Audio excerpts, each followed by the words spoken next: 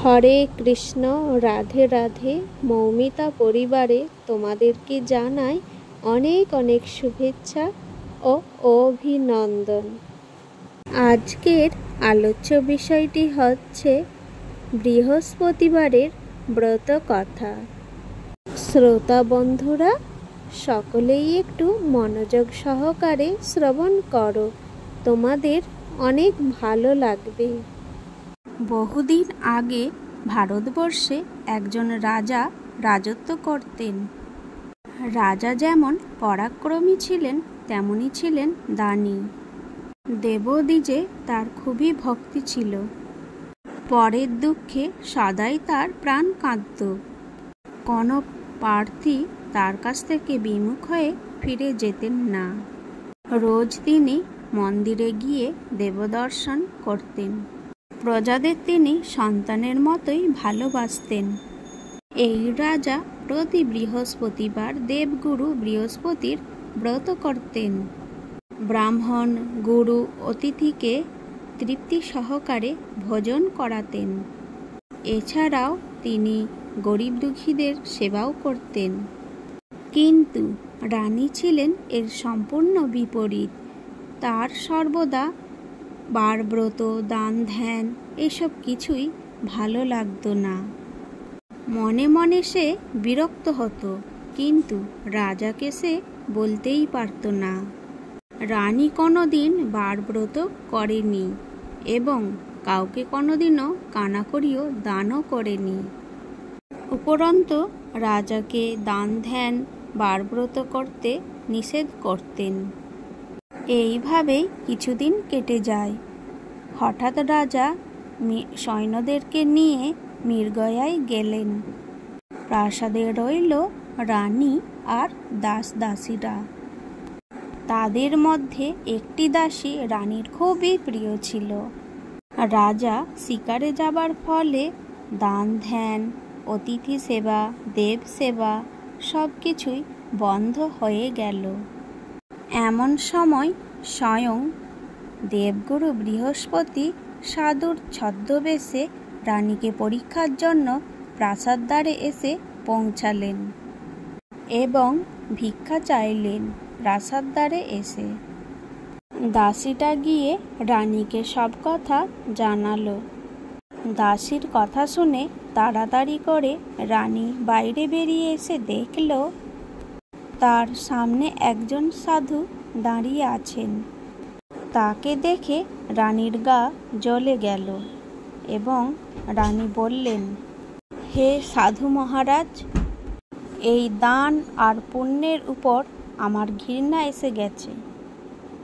আমি অন্তঃপুরের কাজই শেষ করতে পারিনি, আর আমার স্বামী দান ধ্যান করতে এতই ব্যস্ত থাকে যে আমার সঙ্গে বসে 2 ঘন্টা কথা বলারও সময় হয় না। সব সময় একজন না একজন প্রার্থী এসে দরজাতে দাঁড়িয়ে থাকে। ছদ্মবেশী সাধু বললেন, এটা তো খুবই আনন্দের কথা রানীমা। রাজা তো মহাপুণ্যের কাজ করছে। সহধর্মিণী হিসেবে তুমিও তার অংশ পাবে। সাধুর কথা শুনে রানী বললেন, না না, আমার এইসব পুণ্যের কোনো দরকার নেই। আপনি কি আমার একটা উপকার করতে পারবেন? সাধু বললেন, কি উপকার বলুন। রানী তখন বললেন, আপনি আমার উপর কৃপা করে এমন একটা ব্যবস্থা করে দিন যাতে এই ধন সম্পদ সব কিছুই নষ্ট হয়ে যায় আর আমি আরামে থাকতে পারি। রানীর কথা শুনে সাধু আশ্চর্য হয়ে বললেন, হে দেবী, আপনি তো বড় বিচিত্র মানুষ দেখছি। ধন, ঐশ্বর্য এবং সন্তানের জন্য কেউ কি দুঃখী হয়? সবাই তো ধন, ঐশ্বর্য ও সন্তান কামনা করে। যে ব্যক্তি মহাপাপীও সে ব্যক্তিও ধন এবং পুত্র পাবার ইচ্ছা করে থাকে। তাছাড়া আপনার কাছে যদি ধন ঐশ্বর্য বেশি থাকে, তাহলে ক্ষুধার্ত মানুষকে তৃপ্তি সহকারে ভোজন করান, বস্ত্রহীনকে বস্ত্র, ক্ষুধার্তকে অন্ন এবং নিধনকে ধন দান করুন। গরিব লোকেদের অবিবাহিত কন্যার বিবাহ দিন এবং যাগযজ্ঞাদি করান। এই সব কাজের ফলে আপনার বংশ উজ্জ্বল হবে এবং পরলোকে স্বর্গলাভ হবে।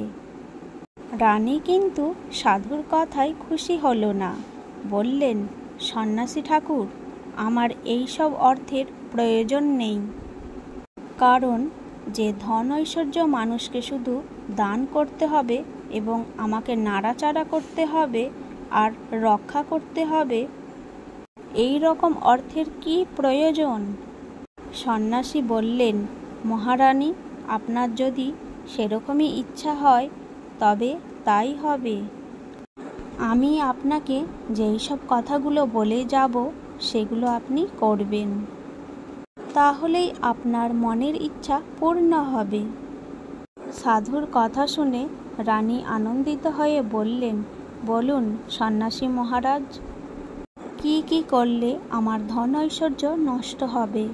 সন্ন্যাসী বলল, মহারানী, বৃহস্পতিবারে ঘরে গোবর লিপ্ত করবেন, মাথায় উকুনাদি পরিষ্কার করবেন, মাথা ঘষবেন, ঠিক সময়ে স্নান না করে বাসি কাপড়ে থাকবেন, রাজাকে ক্ষৌর কার্য করতে বলবেন, মাছ মাংস মাদকদ্রব্য আহার করবেন, ধোপাকে কাপড় কাচতে দেবেন।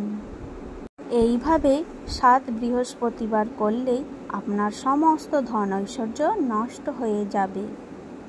এই কথা বলে ছদ্মবেশী দেবগুরু বৃহস্পতি চলে গেলেন। এদিকে রানী সাধুর কথা মতো বৃহস্পতিবারে নিষিদ্ধ কাজগুলি করতে শুরু করে দিলেন। 7 বৃহস্পতিবারও অপেক্ষা করতে হলো না। 3 বৃহস্পতিবারেই রাজার ধন ঐশ্বর্য সব কিছুই নষ্ট হয়ে গেল। অবশেষে এমন অবস্থা হলো যে রাজা রানীর আহার জোটে না। কোনোদিন উপবাসে থাকতে হয়, আবার কোনোদিন আধপেটা খেয়ে থাকতে হয়। ক্ষুধার জ্বালায় রাজা রানী খুবই কাতর হয়ে পড়ল। সাংসারিক ভোগে দুঃখিত হয়ে রাজা একদিন রানীকে বললেন, মহারানী, তুমি বরং এখানে থাকো, আমি বরং অন্য দেশে যাই। কারণ এখানে তো আমাকে সবাই চেনে, তাই এখানে কোনো রকম কাজকর্ম করতে পারবো না। এখানে থাকলে কারো কাছে ভিক্ষে করেও খেতে পারবো না, অনাহারে মরতে হবে। আমি বরং অন্য দেশে যাই বলে রাজা চলে গেলেন। আজকের এই ভিডিওটি এখানেই শেষ করব এবং এর নেক্সট পার্ট এবং দ্বিতীয় পার্ট নিয়ে আসব আরও নেক্সট ভিডিওতে।